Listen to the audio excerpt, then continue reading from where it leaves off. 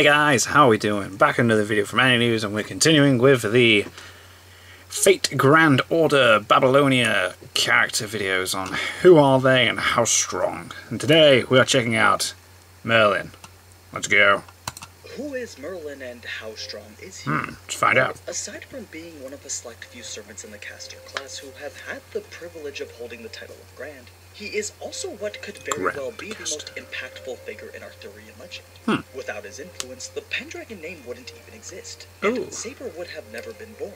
Britain would have likely fallen to the Saxons centuries earlier, and there would be no Knights of the Round Table. No. So I think it's safe to say that Merlin is fairly important. Yes. But what makes someone like him a grand servant? Well, he's an existence greater than that of a regular servant. One that classifies him as the greatest heroic spirit of his class. Which means there can only be a total of 7 grand servants at any given time. Right, okay. Their purpose being to prevent the extinction of mankind at the hands of the beasts of calamity. A type of creature that we've only recently seen summoned forth in episode 15 of Fate Grand Order Babylonia. Of which, Merlin himself mentions that the 7 grands are needed to defeat it. But the details on those beasts and the 7 grands are a topic 15... I was going to say, yeah, it was quite... There's 21 episodes. What exactly the mythical figure Merlin did in his life in order to grant him the role as Grand Caster of Fate and Mages of Flowers. Stood in a tower for a very long time. Merlin's historical and mythological story does not have a singular origin. His existence is one that draws from numerous different tales and myths that all speak of a similar figure. Though the one that relates most to the Merlin from Fate is the Merlin depicted in Geoffrey of Monmouth's Historia Regum Britanniae, written in 1136 AD. It begins with Merlin's birth. He was born a mixed breed of incubus from his father and human from his mother.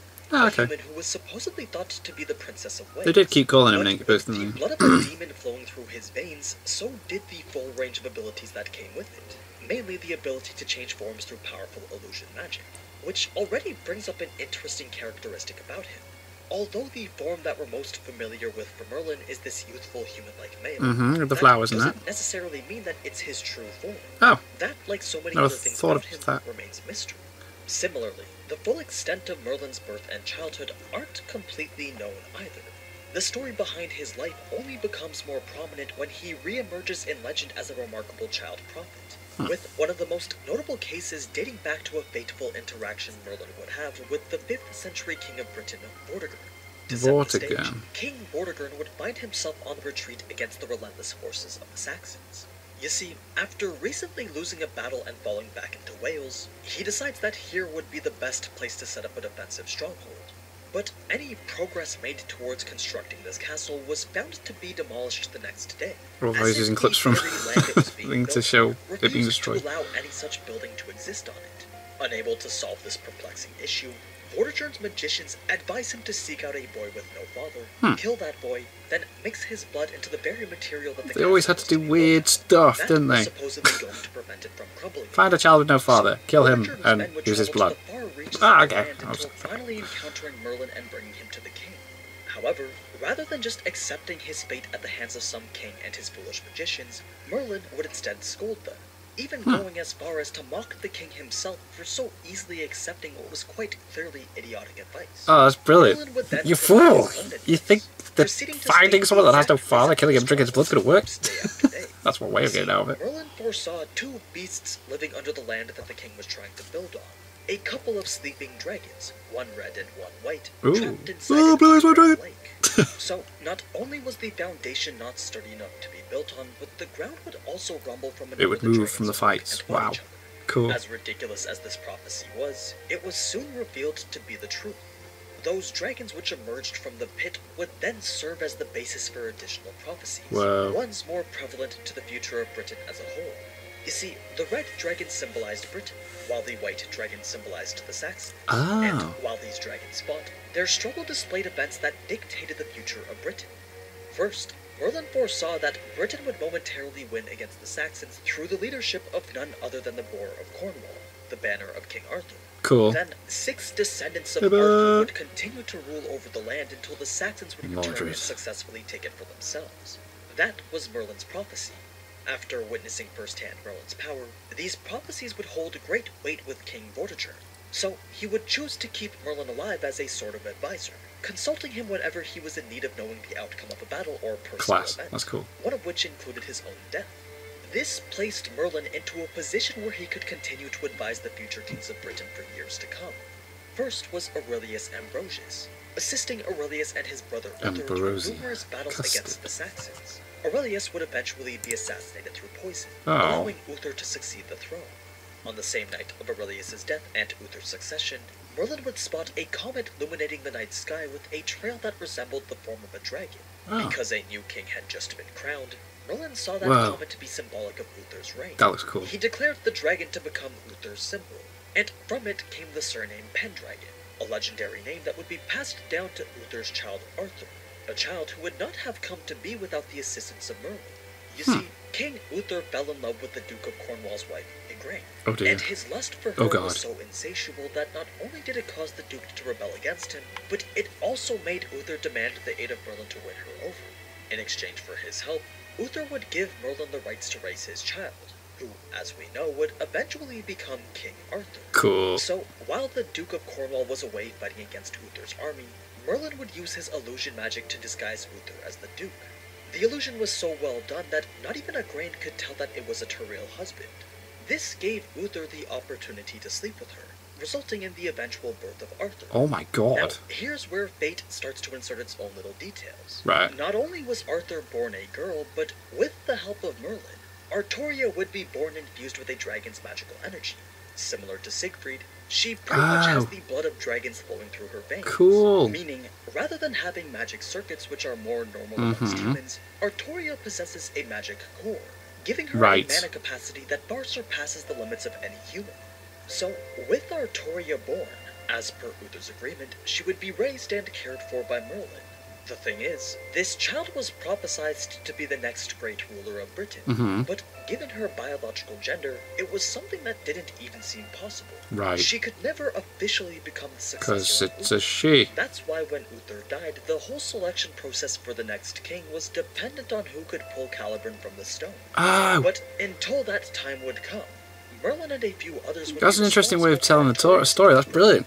Giving her a proper education and training So, because she was a girl, for much of her early life. but then she drew the sword from the stone. Merlin was even able to enter Artoria's dreams and continue teaching her there. Over time, she would grow to become a knight that was worthy of sitting in the king's throne. Cool. Before that would happen, though, she would first have to go through the famous Sword of Selection event. A challenge crafted by Merlin himself, which would work to solidify Artoria's rule over Britain. What he did was forge then seal the sword Caliburn deep into a block of stone. Anyone who could successfully pull the sword from where it lay would immediately be declared the one true king of Britain. Wow. Many tried, and just as many failed. There were even plans to give up, as pulling the sword seemed like an impossible task. And perhaps it was. Or at least it may have been. It seemed like it. Artoria approached the stone herself. As she had prepared for this moment her entire life, she was determined to draw this sword with all her might. But first, Merlin needed her to know that should she pull this sword and inherit the role of king, then only a miserable death would await her at the end of this path, going on to show her the pitiful events of her final moments. Of course, Artoria had accepted long ago the fate bestowed upon her at birth, proceeding to draw the sword without hesitation and become king. A king who, under Merlin's guidance, would become a benevolent ruler, defeating many of Britain's enemies and bringing prosperity to the people. Now, along the way, the issue of an heir would become more prominent. Although Artoria was married to Lady Guinevere, she wasn't able to bear a child due to Artoria's female biology. Of course. This was where Merlin had to step in. Using his magecraft, he turned Artoria into a pseudo-male, one capable of producing sperm, granting him his newest title of Dick Wizard Extraordinaire. However, the heir intended to be born by Lady Guinevere was instead stolen by Artoria's sister, Morgan Le Fay, resulting in the birth of the homunculus Mordred. Later in life, Artoria would break her trusted sword Caliburn in battle against King Pellinore. Merlin was tasked with finding its replacement. That's some weird he took Artoria stuff. to the Lady of the Lake, where she would give Artoria both Excalibur and its scabbard Avalon, bringing us down to the forefront of Artoria's legend and her inevitable downfall. After birthing the idea of the Knights of the Round Table and providing much guidance throughout many of fronts on Britain, Merlin would foresee how Mordred's rebellion combined with Lancelot's affair would lead to the collapse of Artoria's reign. But rather than warn her of her impending fate, Merlin would instead leave Britain without saying a word. Whoa, just see you later, deal with it. On her fruitless quest. The only thing he could do for her was wish that she may one day have the opportunity to find her own happiness. Now, the reason he left was due to some issues he was having with a particular love affair. Of course. Some claim it to be with the Lady of the Lake. Of course. Others state that it was with Morgan Le Fay. All this important stuff's going on. One of them was a bit too But much, there's a lady. leaving him In a no lake. choice but to flee to a place known as the reverse side of the world. This is a layer of the world where the laws from the Age of the Gods still exist. Right, okay. Allowing phantasmal It's not beasts just... and divine spirits to reside within So, it. In this world, there I need to go exists to a an mystical area place known as called Avalon, the reverse side of the eternal world. spring. Okay, Perfect utopia, it's an actual mystical place, okay. completely cut off from the rest of the world and That free really of the made me... touch of mankind. Oh my god. Here there is no decay or destruction, and it's here that Merlin cannot die. He didn't intend to stay here forever, though. It was merely to hide from one of his crazy lovers. Oh, He thought he was in a place where he could not be reached. okay, again, now he's running Stumbling into the away from a confines woman. of Avalon, Merlin found himself caught in a trap set by the Lady of the Lake. He passed through a gate that triggered stone walls of infinite height to emerge from the ground around him. The structure that formed was pretty much a tower with no roof, creating a prison from which Merlin could not escape. Oh. And because he was in the utopia of Avalon, he couldn't die either. This meant that this tower would He's serve trapped. as Merlin's prison for the rest of And eternity, he just live allowing the Lady of the Lake to keep Merlin to watching herself, forever, wow. eventually coming to be known as the Garden of Avalon, the construct from which Merlin cannot leave and cannot die. Cannot die either, All he can do wow. is simply observe humanity until the end of time. Such is the fate of Merlin. A fitting end for someone who used his power of prophecy to manipulate the fate of a single girl. Now, before we move on to Merlin's powers and abilities, there's a couple more fate-specific things to note. While on his journey from Camelot to the reverse side of the world, Merlin would encounter the infant beast Cath-Palug, aka Oh, here we he go. would take the opportunity to tame the beast and keep it as his familiar. This meant that both of them would end up trapped within the Gate of Avalon. After about 1,000 years, Merlin would witness Saber's final moments in the Fifth Holy Grail War. It reminded him of how he left her, and how he wished for her to find her own happiness. When he was finally able to see that she did, he felt that foes should do the same. So Merlin decides to free the beast from the Garden of Avalon, and tells it to seek out that which is beautiful, leading Foe down a path where it would eventually end up at Chaldea. Oh, Which wow. brings us to where we are now in Fate Grand Order Babylonia. That's so Another cool. thing to note is that since Merlin has yet to die and be moved to the Throne of Heroes, he can't technically be summoned as a servant at any point after he was born, since he's technically still alive. But because Babylonia takes place before Merlin had ever arrived at Avalon, he's able to arrange something with Gilgamesh that allows him to be summoned as a caster class servant, Interesting. allowing him to temporarily escape from his eternal prison in Avalon. Aside from that, though, there's still plenty more behind the myth of Merlin, but every depiction of him seems to tell it differently. One thing is for sure, though.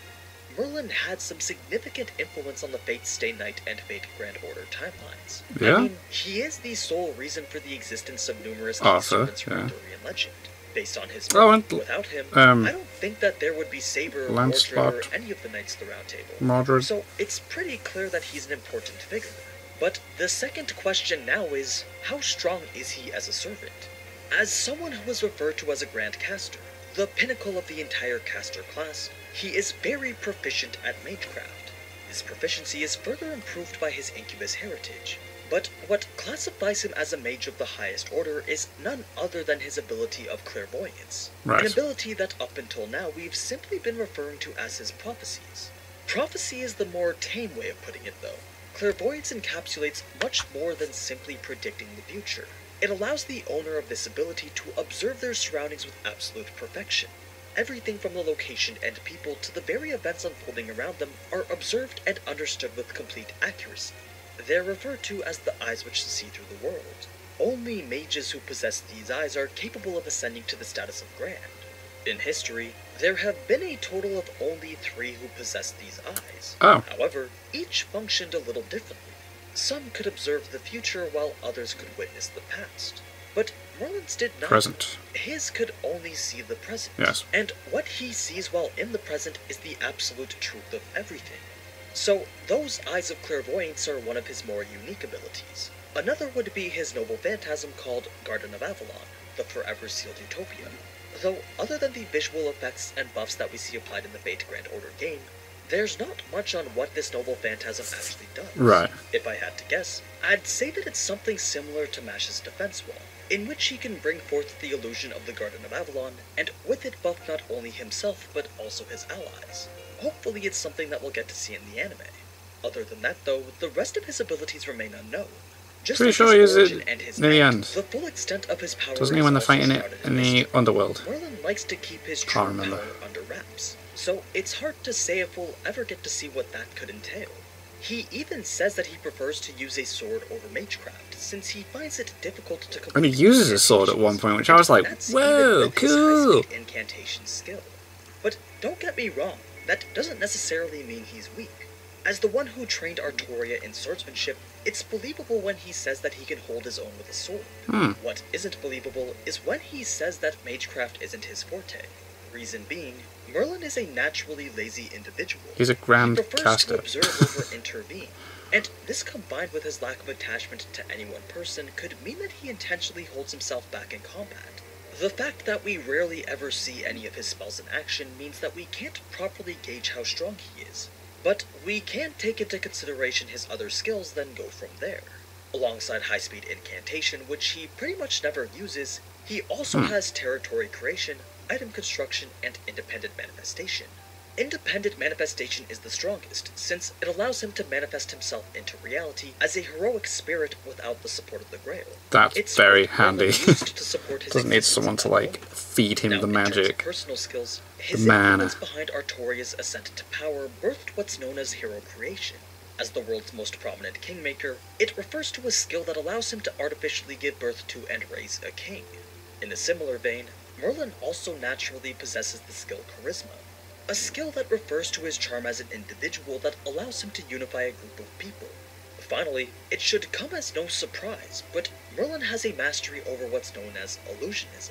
Yes, Stemming from his you'd incubus house. assume. It's a type of magecraft that allows him to project illusionary constructs into a person's psyche or onto reality itself, meaning he can make nightmares out of dreams or manifest entire villages into the real world and deceive the people around him. Once again, though, the limits as to what he can project still aren't known. Now, if we take all of this into consideration, even though we don't know any of his spells, which likely make him significantly stronger, he probably doesn't even need them to get by.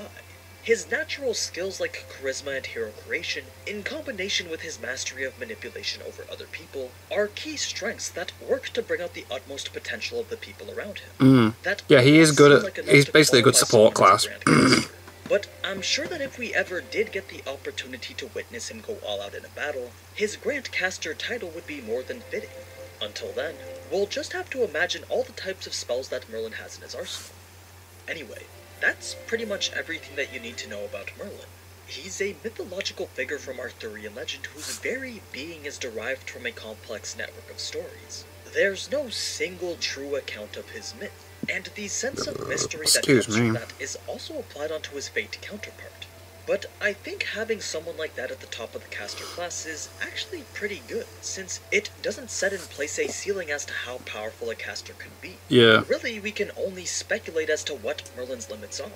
So, if We haven't you've got a got cap. some interesting ideas yourselves, then let me know in the comments how strong you think Merlin is. Now, before I go, Excuse me. don't forget to vote in the community poll for the next servant that I cover. I'm sure it's gets good till Also, next. feel free to check out some of my other videos while you wait for the next Fate one. But, as always, thank you so much for watching, and if you enjoyed this type of anime content, then you already know what to do. So, until next time, Ciao. Yeah, I'm pretty sure Quetzalcoatl's next, and then it's Ishtar, and then it's the Noble Phantasms videos. And there's a couple others, and we're doing the Tower of God cut content as they're coming out. That's good, man. Grand Order was good. Just the last few episodes were a bit. Me and my girlfriend were talking about it. Like, the last few episodes were a bit like, what's going on? What happened? And then, oh, there's a new evil. Great. Find out next time, whenever it continues. That was a good video. And when you think about it, Merlin does affect a lot of stuff. I like the whole, like, yeah, obviously Merlin affects Zero and Stay Night. Unlimited Blade Race, because obviously Lancelot is in, and Arthur is in Zero, and then Arthur's in, but also Apocrypha as well. You got Mordred in there. But Apocrypha is a different timeline. Anyway, thank you guys very much for watching. What do you guys think of that? What do you guys think of this? Click like, subscribe if you haven't already. Leave comments down below. Let me know what I should watch and discuss in the future. So I'll see you guys next time.